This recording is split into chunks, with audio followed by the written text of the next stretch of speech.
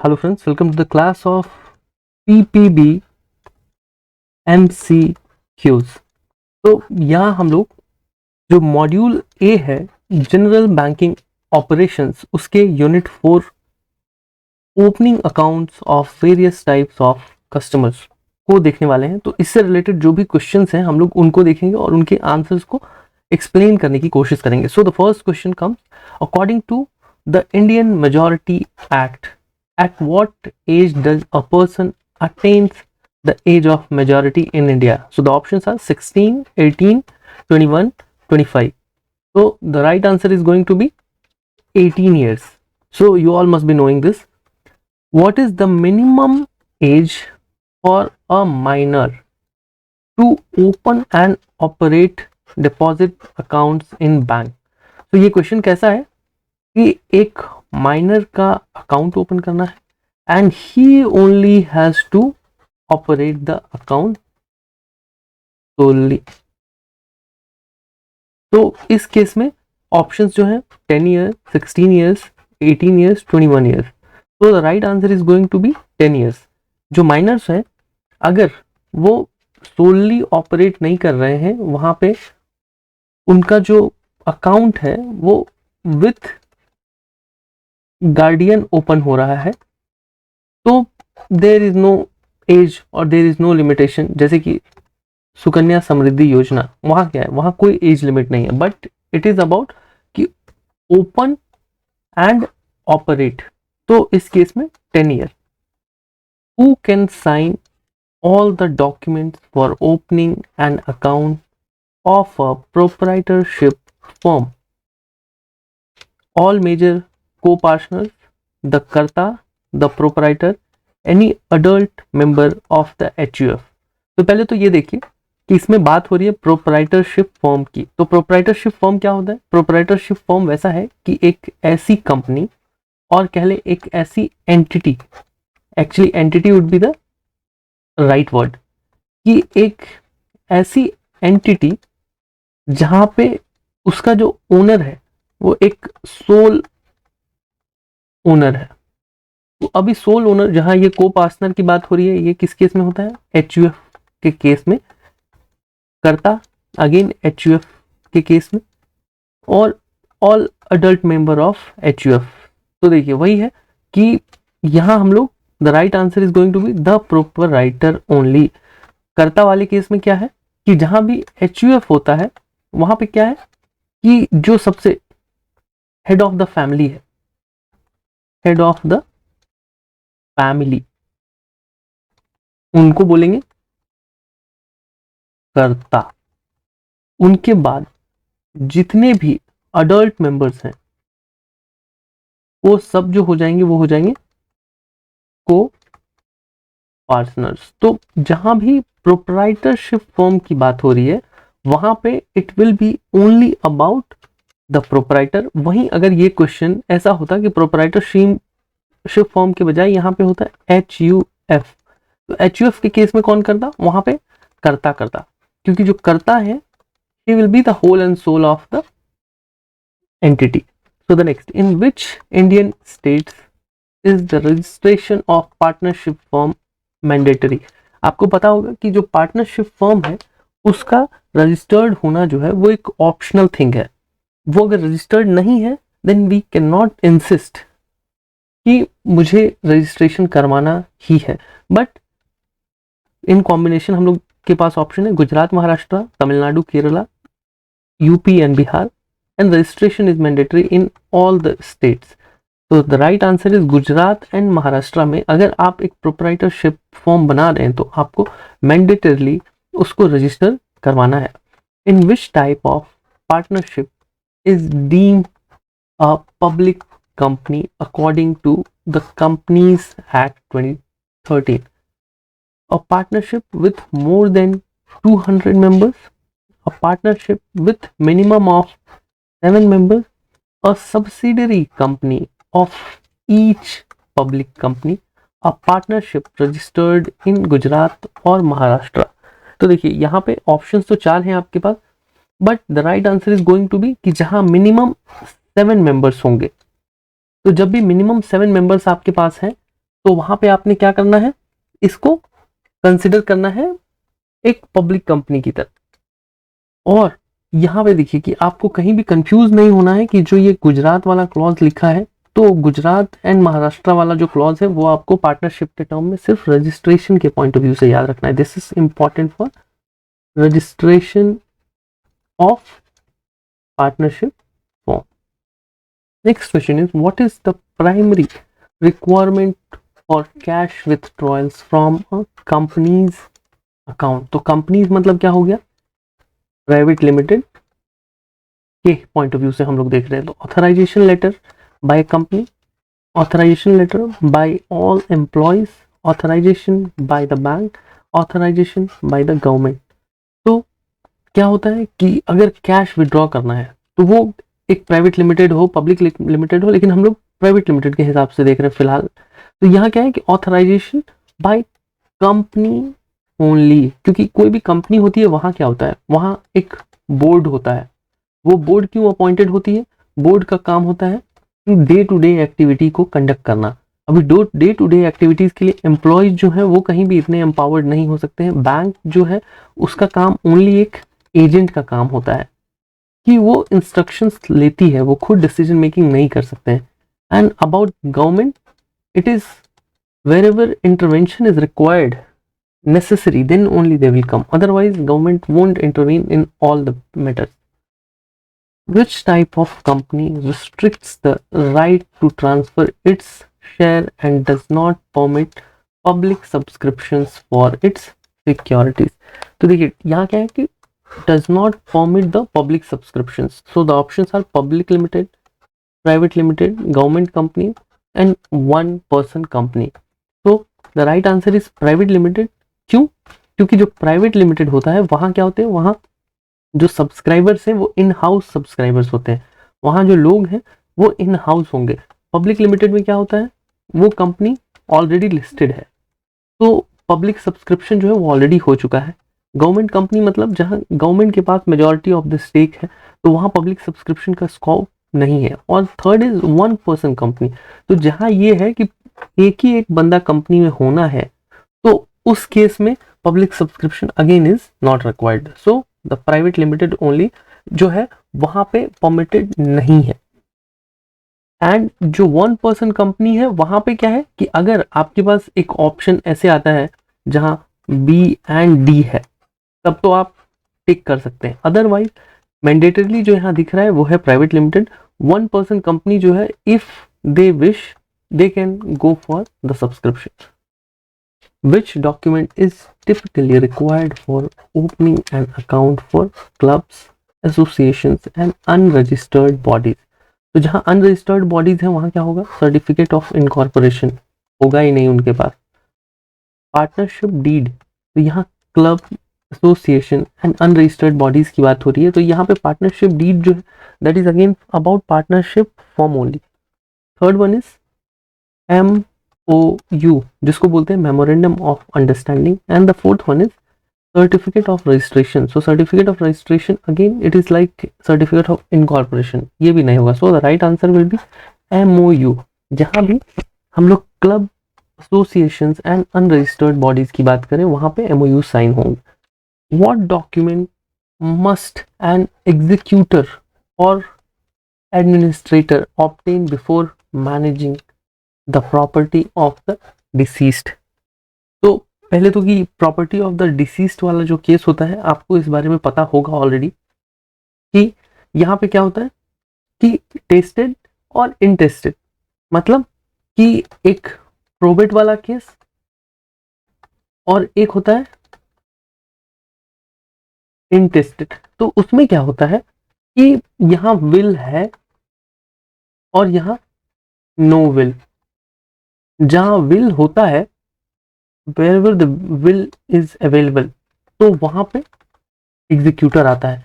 जिसने विल बनाया सो and so person, वो अपने विल में लिखते हैं कि so and so person is going to be the executor of all the things, जो सेटल करेंगे इन फ्यूचर बाकी जो भी लोग उसके विल में हैं उनके लिए। And the second one is administrator. यहाँ पे क्या है कि जब नो विल वाला केस है, तो नो विल वाले केस में क्या होता है वहां जो कोर्ट है वो एक एडमिनिस्ट्रेटर करता है। तो इनको जो चाहिए होगा, इनको ट्रस्ट डीड नहीं चाहिए। लेटर ऑफ सक्सेशन, इस पे हम लोग डाउट रखते हैं। Memorandum of understanding again is not required. Probate, जहां विल है that is about probate. And letter of administration is for no will case, जहां थ्रू कोर्ट आएगा सब कुछ, थ्रू कोर्ट। तो अगर आपके पास स्ट्रेट अवे ऐसा दिया हुआ है A B C D, then the right answer is going to be D only. और वहीं पे लेटर ऑफ सक्सेशन जो होता है उसकी रिक्वायरमेंट कहाँ होती है? Letter of succession is the tree. या आप ऐसे देख सकते हैं कि ए, इनके वहां B and C, all the rivals, कि जो लोग उनके बाद उनकी प्रॉपर्टी में हिस्सेदार हो सकते हैं, वो सारे लोग जो हैं वो लेटर ऑफ सक्सेशन में दिखते हैं। This is again one courts document. तो जो प्रोबेट है and the letter of administration है, this is the document. What is the primary reason for obtaining photographs of account holders? To use them as specimen signatures, to identify the account type, to ensure proper documentation, to enhance customer experience. तो account type ये नहीं होगा, to enhance customer experience यहाँ भी कुछ ऐसा होना नहीं है। So the right answer is going to be to ensure proper documentation. Specimen signature जो है वहाँ भी क्या होता है? वहाँ signature की बात होती है। When is it necessary for non-individual customers to obtain LEI codes for payment transaction? कब? Only the transactions above 10 CR, for all the payments transactions involving bank, for transactions involving RBI regulated markets, when dealing with foreign entities. So the right answer is going to be C and D। हम लोग जो LEI है, LEI code जो है उसको हम लोग थोड़ा इन डिटेल देख लेते हैं पहले तो, कि LEI जो है that stands for legal entity identifier codes. इनका काम क्या है कि जैसे एक पर्सन के पास उसका UID कार्ड है, जैसे आधार कार्ड है, लाइकवाइज एक यूनिक आइडेंटिफिकेशन कोड जो है वो असाइन करा जाता है किनको? लीगल एंटिटीज को, मतलब कंपनीज को, नॉन पर्सनल। अब उसमें क्या है वो, to enhance transparency and to reduce the risk of fraud in financial transactions. अब इसमें किन किन केसेस में यूज करना है? जहां RBI regulated various financial markets in India में, जैसे कि stock market, bond market, derivative markets में पार्टिसिपेट कर रहे हैं, देन उनको जरूरत है। And the non individual customers operating in market वाली बात तो होगी। एंड सेकेंड वन इज कि while LEI might be beneficial and even mandatory in other scenarios, such as when dealing with foreign entities or for transactions above certain thresholds. So in case of joint accounts or partnership account, what is required? A single photograph of any account holder, a photograph of primary account holder only, a set of photographs of each joint account holders. Photographs are not needed for joint account. So the right answer is very obvious, that is a set of photographs of each joint account holder. In India, which organization is accredited by GLEIF to provide LEI codes? RBI, PCIL, LEIL, GLEF. Now again the doubt what is going to come is LEI यहाँ भी है, LEI यहाँ भी है। So the right answer is going to be Legal Entity Identifier India Limited।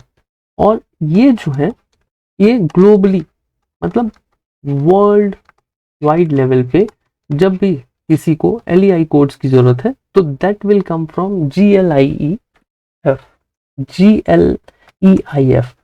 So what is the deadline for borrowers with aggregate exposure above 25 crores to obtain LEI codes? So 22, 23, 24, 25. So it was 23.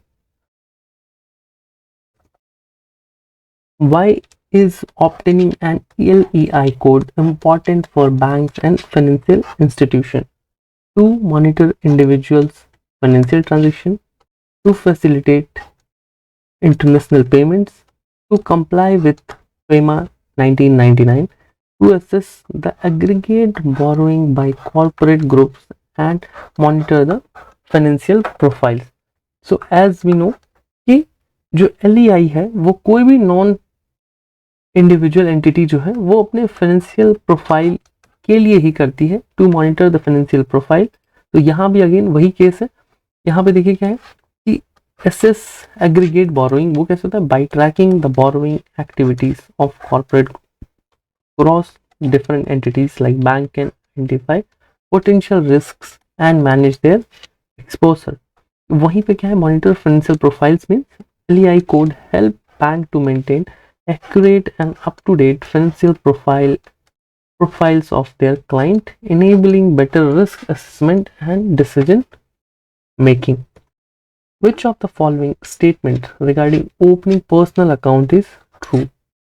Accounts of illiterate person required passport size photo on account opening form. Minor must be literate to open an account. Blind person cannot open the account due to inconsistent signatures. Joint account holder needs to clearly define their relationship and purposes. अभी इसमें क्या है कि which of the statement is true? आपको true और false वाले case में ना आपको हमेशा से क्वेश्चन को 2 बार एटलीस्ट उसका जो मास्टर स्टेटमेंट है उसको पढ़ना है। तो the right answer is going to be A and C.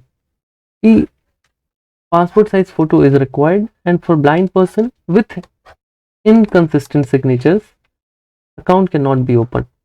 बाकी जो ये रिलेशनशिप वाली बात है, we can not insist to clear the relationship, और माइनर जो है वो अपना अकाउंट ओपन कर सकते हैं. There is no point in checking that whether they are literate or not.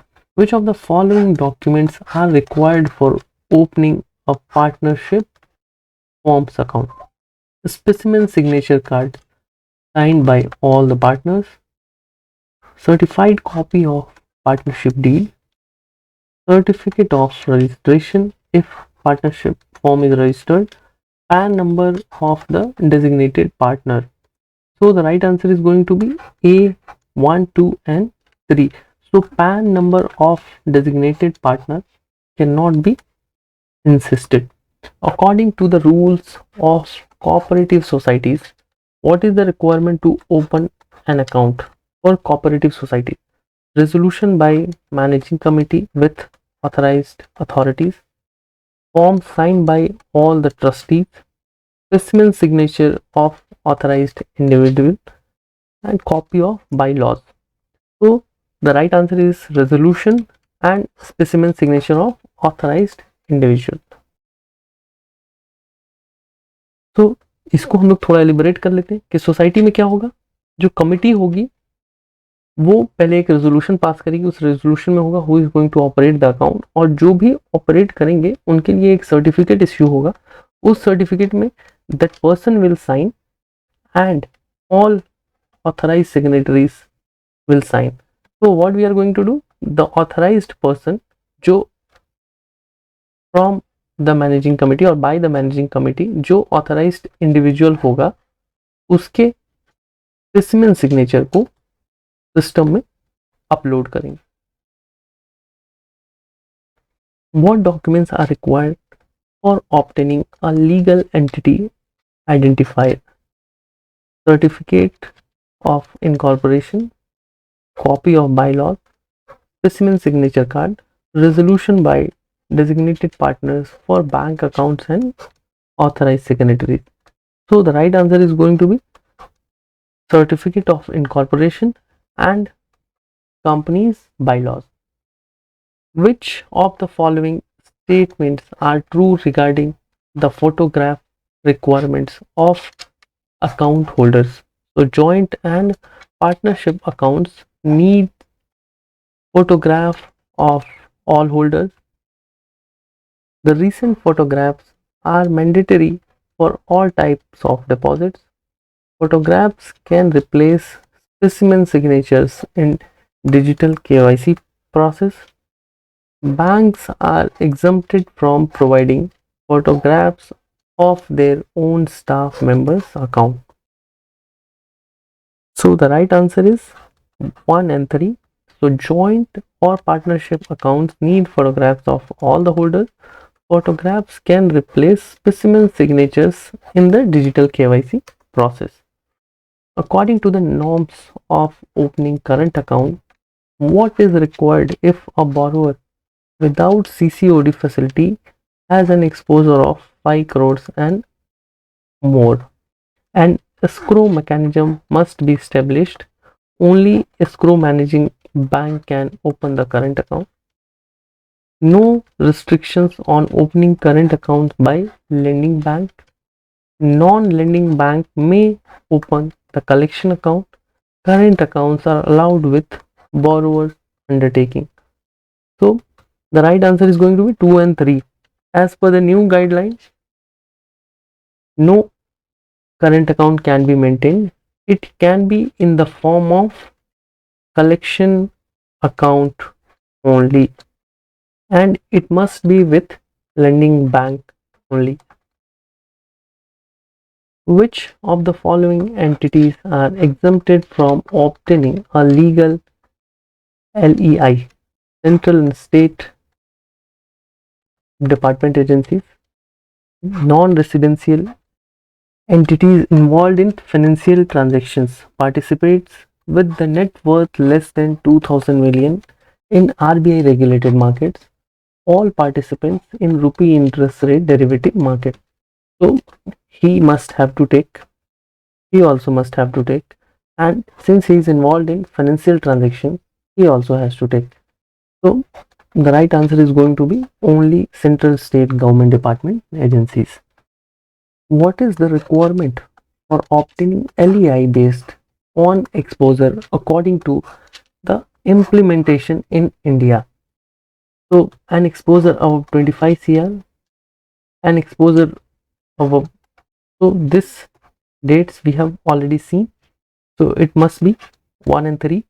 So above 25, the cutoff date was 30th of April 2023, and now for 5 to 10 it is up to 25.